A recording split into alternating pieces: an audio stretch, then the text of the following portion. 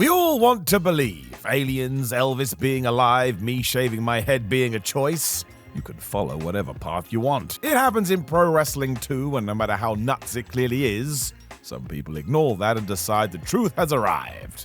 So I am Simon Miller, hit that subscribe button, and here's 10 wild wrestling hoaxes fans actually fell for. Number 10, WCW is back. This one didn't even make any sense. I suppose some folk just really wanted World Championship Wrestling to return. The reason you could ignore it is because WWE had owned WCW since 2001.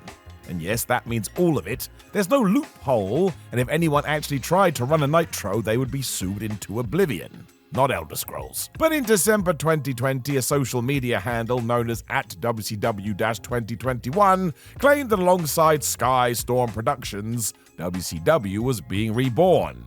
We even got told tapings would be coming from Florida in October. Now this seems crazy even if it was legit, because of course this was right in the middle of the pandemic. The one thing Florida didn't need was more wrestling. Of course it was just somebody online saying whatever they wanted to because they were bored.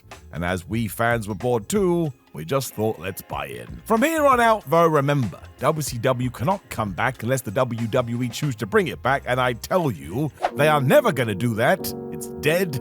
Rest in peace. Number 9, that AEW invoice. I remember when football or soccer over here in the UK did something similar. People found a random wage slip and said it was Raheem Sterling's, who was playing for Manchester City at the time.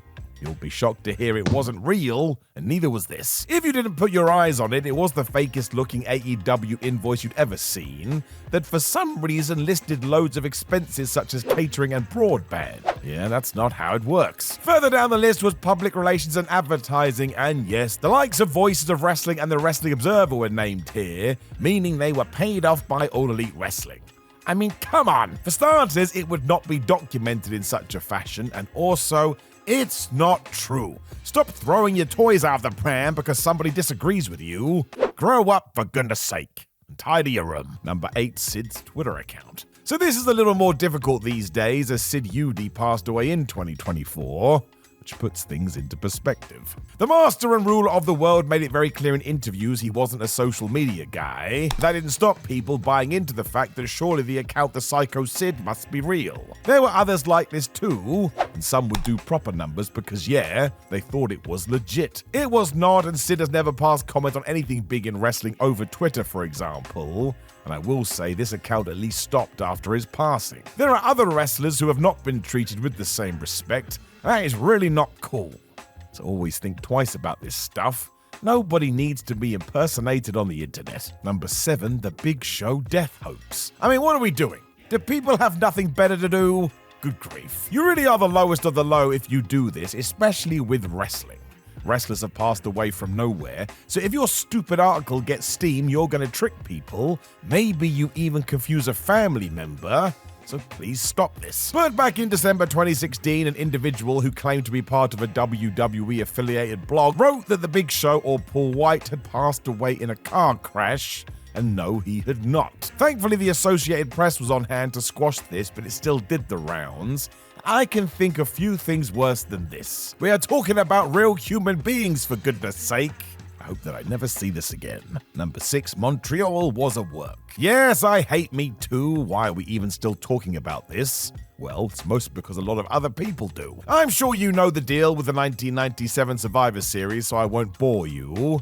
But we understand that at that event, Vince McMahon pulled the wool over Bret Hart's eyes, triggering a personal war that lasted for years. It was not part of the story, no matter how much you want it to be. For starters, the hitman has been broken by this ever since, and no one would do that. But because it sort of launched the Attitude Era and made Vince a mega heel, you get all of this chatter that the whole thing was a work. So just let me get this straight in my head. Bret agreed to be totally flubbed over, head to WCW, which was a disaster, and then have his career ended. And even after this, his brother Owen tragically passed away, but he kept all this up. I mean, that is horrible even to think about. It's not true, ever, at all. It also gets us away from what matters, which was a point in time where things were way out of control. We never should have done this then, and I tell you today, there is no way we would. Number 5, Vince Russo was a mole. And no, I don't mean the animal. I do get why people believe this one, however, because Vince Russo's ideas at WCW were totally unhinged. Here are the headlines. Russo leaving the WWF in 1999 and heading to World Championship Wrestling was a plan between him and Vince McMahon to take the competition down from the inside. I mean, it would make for quite the story, but no. The real proof is that the reason Russo was brought in to start with was because WCW was on its last legs. They were desperate to fix it. McMahon and Russo had also fallen out badly after SmackDown was added to the mix and there was no extra incentives to work it. You were just expected to double your workload, and then you better deal with it. The truth is, Vince Russo just had some bonkers ideas, and it got exposed badly in the late 90s. I mean, he thought the way to turn things around was a Viagra on a pole match. You know what? I'll just leave it there. Number 4, Vince McMahon wants to buy Newcastle United. A very UK-based one, but honestly, this came up time and time again. I think if there was any truth to it, it would be Shane McMahon rather than Vince, because as we now know, he was always looking for a new business to prove to his dad that he had what it takes. Maybe at one time he even looked at the Premier League. This was 2014 when Newcastle was struggling, especially with their ownership, when somebody said that Vince was the ideal buyer. I don't really know why. It made some of the papers, but only ever as a wild rumor, although I'm not sure this would have been the best idea. Man never really found that success he wanted to outside the walls of wrestling. Given what he did with the XFL too, yeah, go and talk to any Geordie, I don't think they would have wanted any of this. Number 3, the hardcore title was the old WWF title. So back in 1990, Mr. Perfect destroyed the WWF Championship.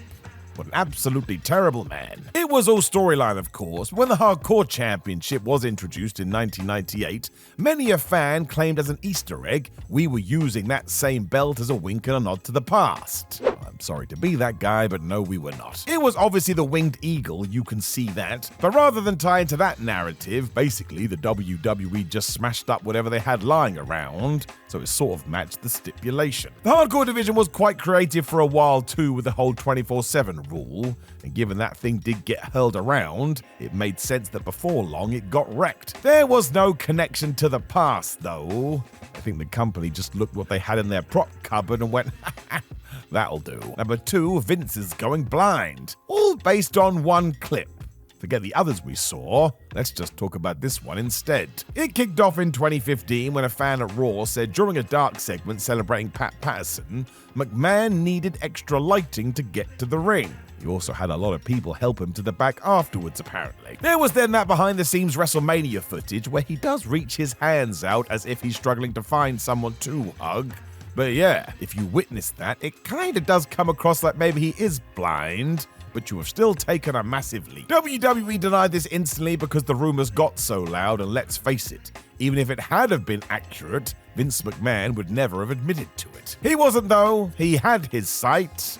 And now that we've put that one to bed, there's nothing else to say. Number 1, that Angelfire list. Years ago, a message thread on the Death Valley driver board took on a life of its own. The aim was to take as many of these rumors as possible and document them, and while they seemed like hoaxes, now they were online, so some people assumed they must be true. The thing is, I can see why some individuals believe this, especially after the recent Vince McMahon lawsuit.